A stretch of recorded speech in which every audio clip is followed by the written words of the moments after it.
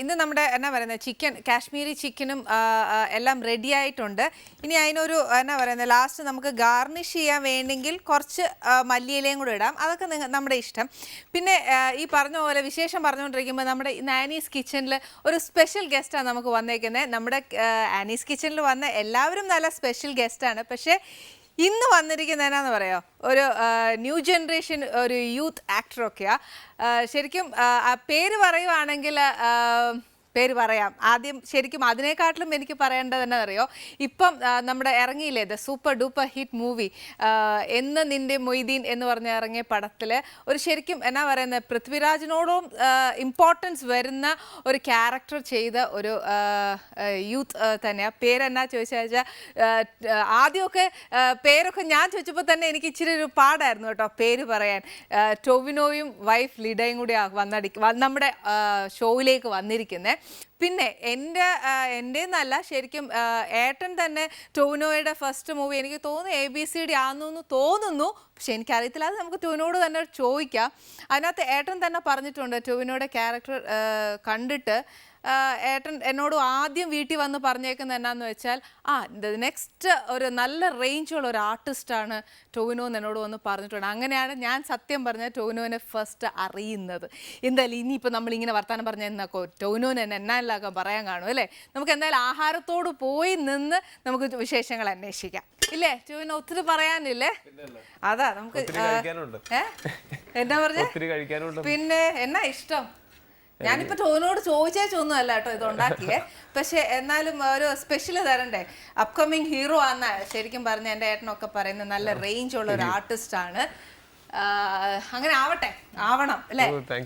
പിന്നെ ആക്ടിങ്ങിനെ കുറിച്ചും ഒക്കെ ചോദിക്കണം. എന്നാ പറയുന്നു ലിഡ പറയുന്നു, എന്നാ പറയുന്നു ലിഡിയ ഓക്കെ എന്നാന്നറിയോ. എനിക്ക് ഒരു കൺഫ്യൂഷൻ കേട്ടോ. ടിനോ പേരും പ്രശ്നം, വൈഫിന്റെ പേരും പ്രശ്നം. ഞങ്ങൾ ഇച്ചിരി സമയം എടുക്കട്ടെ അതൊന്ന് പഠിക്കാനായിട്ട്.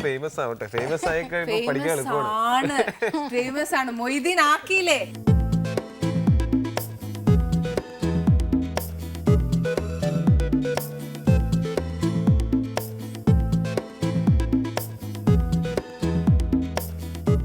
എന്നാ ടൈപ്പ് ഭക്ഷണമാണ് ഇഷ്ടം? എനിക്ക് എല്ലാം ഇഷ്ടമാണ്. ഞാൻ നോൺ വെജ് ആണ് കൂടുതൽ ഇഷ്ടം.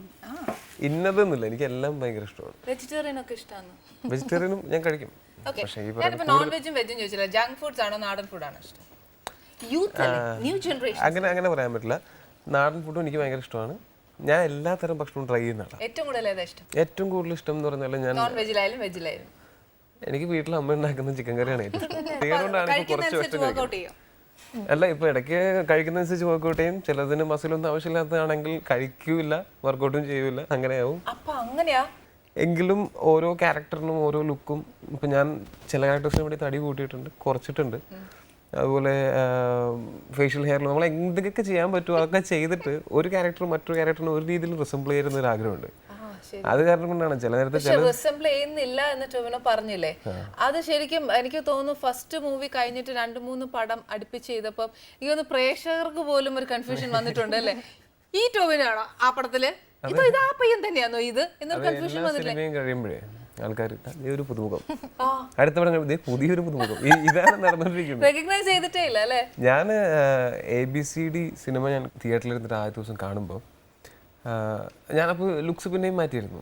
എനിക്കിഷ്ടമാണ് എൻ്റെ ലുക്ക് മാറിക്കൊണ്ടിരിക്കുന്നത്. അപ്പോൾ അങ്ങനെ ഒരു എൻ്റെ ബാക്കിലിരിക്കുന്നവർ ഞാൻ വരുന്ന സീനിൽ പറയുന്നത് തെലുങ്ക് പറഞ്ഞാൽ ഞാൻ കണ്ടിട്ടുണ്ട് അവർക്ക് എന്നെ. അപ്പം ഞാൻ വിചാരിക്കും ദൈവമേ ഞാനല്ലേ അതപ്പോൾ. അങ്ങനെയാണ് ഓരോ സിനിമ കഴിയുമ്പോൾ. ഇപ്പോൾ 7th ഡേ കഴിഞ്ഞപ്പോഴാണ്, 7th ഡേ കഴിഞ്ഞ് തിയേറ്ററിൽ നിന്ന് ഞാൻ ഫസ്റ്റ് കണ്ടിറങ്ങിയിട്ട് ഞാൻ ഇറങ്ങി നടന്നു വരുമ്പോഴാണ് ഒരാളോട് വന്നിട്ട് ABCD അഭിനയിച്ച ആളല്ലേ. കാര്യം ആ സമയത്ത് ഞാൻ ക്ലീൻ ഷേവ് ആയിരുന്നു. അപ്പൊ ഞാൻ പറഞ്ഞു അതെ ABCD അഭിനയിച്ചാണ്, ഈ സിനിമ കണ്ടില്ലേ എന്ന് ചോദിച്ചു. അപ്പൊ കണ്ടു കേട്ടാ, ഞാൻ എങ്ങനെയുണ്ട്, സിനിമയിലുണ്ടോ. അങ്ങനെയാണ് അത് കഴിഞ്ഞ് ഞാൻ പറഞ്ഞ് മനസ്സിലാക്കിയിട്ടും അവർക്കൊരു വിശ്വസിക്കാൻ ബുദ്ധിമുട്ട്. കാര്യം ഞാൻ വേറൊരു സിനിമയ്ക്ക് വേണ്ടിയിട്ട് താടി ഇല്ലാത്ത സമയത്തായിരുന്നു. ശരിക്കും ആരും റെക്കഗ്നൈസ് ചെയ്തില്ല എന്നൊക്കെ ടൊവിനോ പറഞ്ഞു. പക്ഷെ അതിനകത്ത് എനിക്ക് തോന്നിയ ഒരു പ്ലസ് പോയിന്റാ തോന്നിയത്. ഒരു ആസ് എൻ ആർട്ടിസ്റ്റ് കുറച്ച് വിഷമം വരും അതല്ല, പക്ഷെ എനിക്ക് തോന്നിയത് ആ dedication to the particular character അല്ലെങ്കിൽ ആ ഒരു തൊഴിലിനോടുള്ള ഒരു ഡെഡിക്കേഷൻ എനിക്ക് ശരിക്കും ഫീൽ ചെയ്തു അല്ലേ. ആ ഓരോ ക്യാരക്ടർ ചെയ്യുമ്പോൾ മറ്റൊരു ക്യാരക്ടർ മനസ്സിലായില്ല അല്ലെങ്കിൽ എൻറ്റയർലി ഡിഫറെന്റ് ആക്കുകയല്ലേ ആ ലുക്സ് പോലും. എനിക്ക് തോന്നിയിട്ടുള്ളത് ആദ്യം ഞാൻ സിനിമയിലൊക്കെ അഭിനയിക്കാനായിട്ട് ആഗ്രഹിക്കുമ്പോൾ എല്ലാവരും പോലെ ആദ്യം എൻ്റെ മനസ്സിൽ വരുന്നത് എൻ്റെ പ്രയോറിറ്റി മണി ആൻഡ് ഫെയിം തന്നെയാണ്. അതല്ലാന്ന് പറയുന്നത് വെറുതെ ജാട കാണിക്കേണ്ട കാര്യമില്ല. പക്ഷേ വൺസ് ഞാൻ ഈ സിനിമയിൽ അഭിനയിക്കണം എന്ന് പറഞ്ഞ് ഇറങ്ങി തിരിച്ചു കഴിഞ്ഞിട്ട് ഞാൻ ആദ്യമായിട്ട് എൻ്റെ ഒരു എക്സ്പീരിയൻസ് എന്ന് പറഞ്ഞാൽ ഒരു ഫിലിം ഫെസ്റ്റിവലിൽ പോകുന്നു. ഒരു ഫിലിം ഫെസ്റ്റിവൽ കഴിഞ്ഞ് ഇറങ്ങുമ്പോഴത്തേക്ക് ഞാൻ മനസ്സുകൊണ്ട് ഭയങ്കര ട്രാൻസ്ഫോംഡ് ആയിട്ടാണ് ഇറങ്ങുന്നത്. കാര്യം ഞാൻ ആഗ്രഹിച്ചതൊന്നും അല്ല ശരിക്കും സിനിമയിൽ നിന്ന് കിട്ടേണ്ടത്, വേറെ എന്തൊക്കെയോ ആണെന്നുള്ളത്. അതായത് ഞാൻ ആ ഫിലിം ഫെസ്റ്റിവലിന് നല്ലപോലെ അപ്രിഷിയേറ്റ് ചെയ്യപ്പെട്ട ഒരു സിനിമയുടെ ഡയറക്ടറും അതിൽ ആക്ടേഴ്സും വന്ന് അവർ സ്റ്റേജിൽ കയറി നിൽക്കുന്നു. അപ്പോൾ ഈ കാണാനിരിക്കുന്നത് മുഴുവൻ ട്രൂ ഫിലിം ലവേഴ്സാണ്. ഞാൻ കണ്ട പലരും അവർ സർക്കാർ ഉദ്യോഗസ്ഥരൊക്കെയാണ്. അവർ 10 ദിവസം ലീവ് എടുത്തിട്ട് വരും. അവർക്ക് സിനിമയിൽ ഒന്നും ആവണ്ട, നല്ല സിനിമകൾ കാണാൻ വേണ്ടി മാത്രം വരുന്നതാണ്. അങ്ങനെയുള്ള ആൾക്കാരുടെ മുമ്പിൽ കിട്ടുന്ന അപ്രിസിയേഷനാണ് ഈ മണിയേക്കാളും ഫെയിമിനേക്കാളും ഒക്കെ വലുതെന്ന് ഒരു ഫിലിം ഫെസ്റ്റിവൽ എനിക്ക് മനസ്സിലായത്. ഇനി കഴിച്ചിട്ട് ഞാൻ പറയാം. അമ്മ വീട്ടിലുണ്ടാക്കുന്ന അത്രയും ഒരു കറി വരുമോ എന്നറിയില്ല.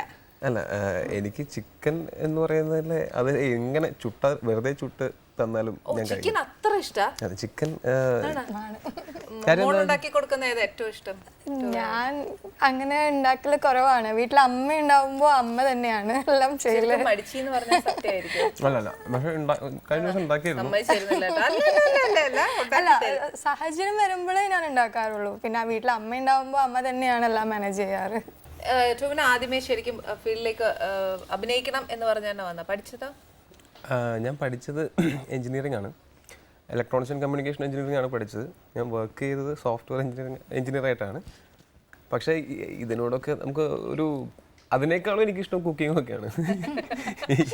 ഏറ്റവും കൂടുതൽ ഇഷ്ടം അഭിനയം തന്നെയാണ്. ഈ മൊയ്തീനിലേക്ക് എത്തിപ്പെട്ട എങ്ങനെയാ? How you got that character? 7th day എന്ന് പറഞ്ഞ സിനിമയിൽ ഞാനുണ്ടായിരുന്നു 7th ഡേയിൽ, പൃഥ്വിരാജ് ഉണ്ടായിരുന്നു 7th ഡേ. പക്ഷെ അദ്ദേഹം ഞാനുമായിട്ട് ഒരു കോമ്പിനേഷൻ സീൻ പോലും ആ സിനിമയിലുണ്ടായിരുന്നു. പക്ഷേ സിനിമയ്ക്ക് ആ സ്ക്രീനിന് പുറത്ത് ഞങ്ങൾ അത്യാവശ്യം നല്ല സുഹൃത്തുക്കളായി ആ സമയം കൊണ്ട് തന്നെ. ഞാനൊരു സുഹൃത്ത് എന്നതിലുപരി ഒരു ചേട്ടനെ പോലെ സ്നേഹിക്കുന്ന ആളാണ് ശ്രീ പൃഥ്വിരാജ്. അങ്ങനെയാണ് അദ്ദേഹമാണ് എന്നെ വിളിച്ചിട്ട് ഇങ്ങനൊരു സിനിമ ഉണ്ട്, ഇതിലൊരു ക്യാരക്ടറുണ്ട്, ഈ ക്യാരക്ടർ ടോവിനോ ചെയ്താൽ നന്നായിരിക്കും, അപ്പോൾ ഡയറക്ടറുമായിട്ടൊന്ന് സംസാരിക്കും എന്ന് പറഞ്ഞിട്ട് അങ്ങനെ ഡയറക്ടർ എന്നെ വിളിച്ച് അങ്ങനെ ഞങ്ങൾ മീറ്റ് ചെയ്തു. അങ്ങനെയാണ് ആദ്യമായിട്ട് ഇതിലേക്ക് വരുന്നത്. ഇപ്പം ഈ മൊയ്തീനിലെ ക്യാരക്ടർ ചെയ്തില്ലേ ടോവിനോ, അപ്പൊ ആ ക്യാരക്ടർ എൻറ്റയർലി ഡിഫറെന്റ്. അതായത് ഒരു 60 years ബാക്ക് ആണ്. അപ്പൊ അതിനകത്തുള്ള ഗെറ്റപ്പ് എന്താണെന്നറിയാലോ. അപ്പം ആദ്യമായിട്ട് ചെയ്യുമ്പോൾ ഈ പറഞ്ഞ പോലെ ഒരു എന്താ പറയാ, ആദ്യത്തെ താടി ഉണ്ടായിരുന്നു, പിന്നെ താടിയില്ല, ഇപ്പൊ എന്റെ കോലം ഇങ്ങനെ, ദൈവമേ ഇത് പിന്നെയും കുഴപ്പമാവോ, അങ്ങനെ ഒരു ഫീൽ ചെയ്തു. അല്ല, ഇതിന്റെ പ്രിപ്പറേഷൻ ഭയങ്കര രസമായിരുന്നു. കാര്യം ഒരു ഫുട്ബോൾ പ്ലെയർ ആണ്. അപ്പോൾ കാണുമ്പോൾ ഒരു ഫുട്ബോളറെ പോലെ തോന്നിക്കുന്നുണ്ടായിരുന്നു. അപ്പോൾ ഇതിനു മുമ്പ് ഞാൻ ചെയ്തുകൊണ്ടിരുന്ന സിനിമയിൽ അങ്ങനെ ശരീരത്തിന് അത്ര പ്രാധാന്യമില്ലാത്തതായിരുന്നു. അപ്പോൾ ഞാൻ ബേസിക്കലി കുഴപ്പമായതുകൊണ്ട് ഞാൻ ഉഴപ്പി. എന്നിട്ട് എനിക്ക് സമയം കിട്ടിയത് ഒരു 40 ദിവസമൊക്കെ മാക്സിമം കിട്ടിയിട്ടുണ്ടാവും. ആ 40 ദിവസം കൊണ്ട് ചെയ്യാവുന്നതിൻ്റെ പരമാവധി. അപ്പോൾ ചെയ്യുന്ന രാവിലെയും വൈകിട്ടും വർക്കൗട്ട് ചെയ്യുക, ഭക്ഷണത്തിൽ നിന്ന് ഷുഗറും ഫാറ്റും കട്ട് ചെയ്യുക, പ്രോട്ടീൻ ഇങ്ങനെ കഴിക്കുക, വർക്കൗട്ട് ചെയ്തുകൊണ്ടിരിക്കുക. അങ്ങനെ അവിടെ ഒരു ജിമ്മുണ്ട്, ഒരു കാറ്റമൗണ്ട് എന്ന് പറഞ്ഞൊരു ജിമ്മുണ്ട്. അവിടുത്തെ ട്രെയിനർ ഉണ്ട് ഷൈജിൻ്റെ അടുത്താണ് ഞാൻ പോയത്. അപ്പോൾ ഞാൻ അവിടെ അതറിയുന്നത് ഉണ്ണിമുകുന്ദനൊക്കെ വർക്കൗട്ട് ചെയ്തുകൊണ്ടിരുന്ന അവിടെയായിരുന്നു. നല്ല ട്രെയിനറാണ് അദ്ദേഹം. അപ്പോൾ അവിടെ പോയിട്ട് ഞാൻ പറഞ്ഞു, എനിക്ക് 6 pack ഒന്നും വേണ്ട, എനിക്കൊരു ഫുട്ബോളറെ പോലെ തോന്നിപ്പിക്കുന്ന ശരീരം വേണം. അപ്പോൾ കറൻ്റ്ലി ആ സമയത്ത് എനിക്ക് കുറച്ച് വയറൊക്കെ ചാടിയിരിക്കുന്ന സമയമായിരുന്നു. അപ്പോൾ ഞാൻ പറഞ്ഞു, വർക്കൗട്ട് എത്ര വേണമെങ്കിലും ചെയ്യാൻ പ്രശ്നമില്ല, ഞാൻ ചെയ്തോളാം, പക്ഷേ ഈ റിസൾട്ട് വേണമെന്ന് പറഞ്ഞു. ശരിക്കും ഈ ആക്ടിങ്ങിൽ ആരെങ്കിലും റോൾ മോഡൽ ആക്കുന്നുണ്ട്? ഒരുപാട് പേരുണ്ട്. കാര്യം എന്താണെന്ന് വെച്ചാൽ നമ്മൾ എവിടെയും പോകേണ്ട കാര്യമില്ല, ഇവിടെ തന്നെ ഉണ്ടല്ലോ ഏറ്റവും വലിയ ലെജൻസ് ഉള്ള ഒരു ഇൻഡസ്ട്രിയാണിത്.